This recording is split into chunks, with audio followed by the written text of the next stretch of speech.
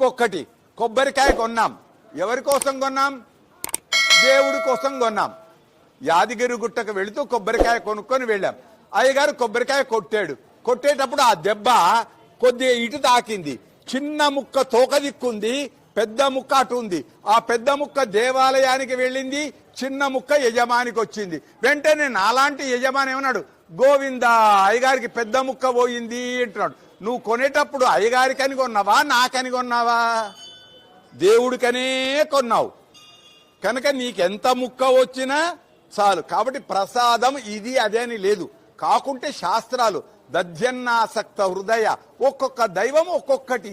బూడాన్న ప్రీత మానస, బెల్ల పొంగలి అమ్మవారికి ఆనందం, కృష్ణయ్యకు వెన్న ఆనందం, రాముడికి రామ రాజ్యం అది ఆనందం. కనుక ఏ ప్రసాదం ఇచ్చినా మంచిదే, రుచికరమైతే చాలంతే. రుచికరమైన ప్రసాదం ఏది